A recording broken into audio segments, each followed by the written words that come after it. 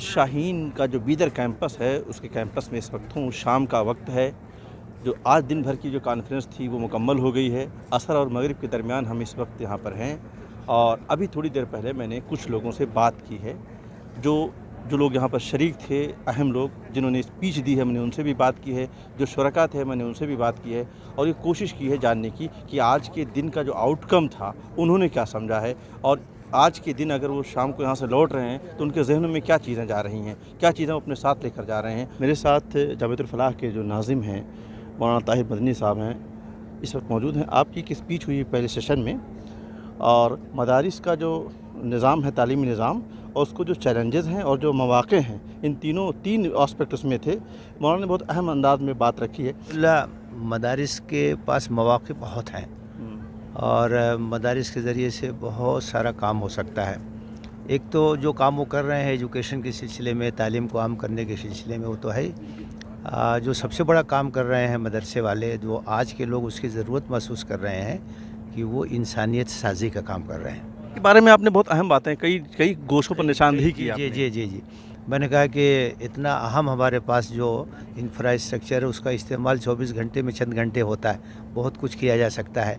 जैसे वो जुज़ वक्ती मकातिब की बात मैंने कही कि वहाँ जो स्कूल और कॉलेज के बच्चे हैं, हम उनकी दीनी तालीम का नज़्म कर सकते हैं। कुछ प्रोफेशनल जो है ट्रेनिंग का नज़्म कर सकते हैं, कुछ स्किल ट्रेनिंग का नज़्म कर सकते हैं और इसी तरह से तालीम बालिगान का नज़्म कर सकते हैं। कंप्यूटर सेंटर्स के ज़रिए से बहुत सी चीज़ें हो सकती हैं। और एक जो बड़ा अहम मसला है कि जैसे आम तौर से मदारिस के जो फ़ारिगीन होते हैं वो मायूसी के शिकार होते हैं। वो समझते हैं कि हमारे लिए फ़ील्ड बहुत कम है, जबकि इस वक्त फ़ील्ड बहुत बढ़ गई है।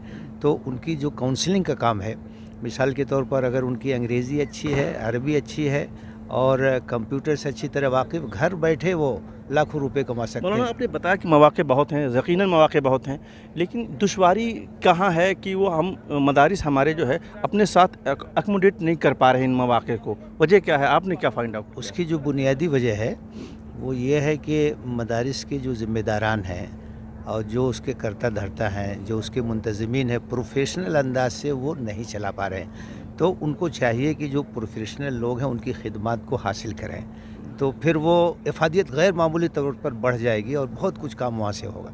तो दोनों के दरमियान जो है कोऑर्डिनेशन की ज़रूरत है और ऐसे लोगों को हायर करने की ज़रूरत है जो हमारे तालीमी सिस्टम को, तरबियती सिस्टम को, एडमिनिस्ट्रेशन का जो सिस्टम है उसको, और इसी तरह से इंट्रोडक्शन का सिस्टम है, तमाम चीज़ों को वो डेवलप करेंगे नए अंदाज से। मेरे साथ दानिश रियाज साहब हैं। आप सीनियर सहाफ़ी हैं, मईशत जो मैगज़ीन है उसके आप एडिटर हैं, बहुत सरगर्म रहते हैं। ख़ास तौर से एजुकेशन के हवाले से बहुत सारे सेमिनारों, सिम्पोजियम्स में आप देखे जाते हैं, कोशिशें करते हैं और एजुकेशन की कोशिशें जहाँ जहाँ हो रही हैं उनको अपनी मैगज़ीन का हिस्सा बनाते हैं, स्पेशल इशूज़ निकालते हैं। दानिश भाई, आप सुबह से यहाँ पर हैं, आपने यहाँ पर क्या देखा? ये समिट इसलिए डिफरेंट है दूसरी समिट से कि ये एजुकेटर्स के लिए है।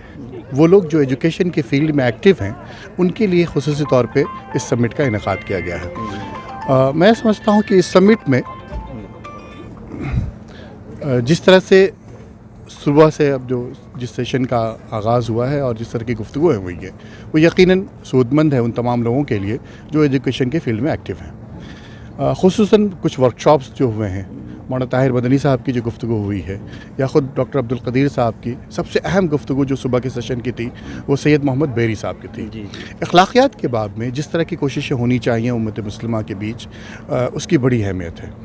तालीम गाहें अगर अखलाकियात पर तवज्जो दें और हमारा जो इस्लाम का अखलाकी निज़ाम है उस निज़ाम को अगर ज़्यादा से ज़्यादा मुतारिफ़ कराने की कोशिश करें तो ये एक सूदमंद नताइज लाने वाला है। लखनऊ से आए हैं, नूर फाउंडेशन से। इस 2 दिन की जो समिट है इसमें आप शरीक हैं।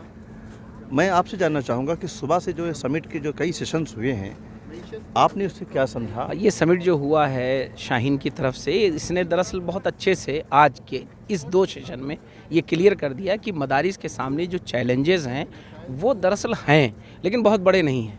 ऐसे चैलेंजेस हैं जिन पर कंट्रोल किया जा सकता है, जिन्हें पॉइंट आउट करके उसका हल निकाला जा सकता है और उसके हल को भी बहुत अच्छा पेश किया गया। तो जो भी स्पीकर्स जिन्हें शाहीन ने बुलाया था, अल्हम्दुलिल्लाह उन्होंने बहुत अच्छे से मदारिस का क्या निज़ाम हो, उसमें निसाब तालीम में क्या तब्दीली हो, मदारिस का मकसद क्या है, मदारिस के जो चैलेंजेस हैं उन्हें कैसे पॉइंट आउट करके उसे किया जाए। मौलाना ताहिर मदनी साहब ने बहुत अच्छे से सारी चीज़ों को रखा, और उसके अलावा हमारे दीगर जो है मुफ्ती इमरान साहब हैं और मुफ्ती रशीदी साहब हैं, उसके अलावा अपने चतुर्वेदी साहब हैं, सारे लोगों ने भी बहुत अच्छी गुफ्तगू की। आज का आउटकम मैं अगर कहूँ क्या रहा?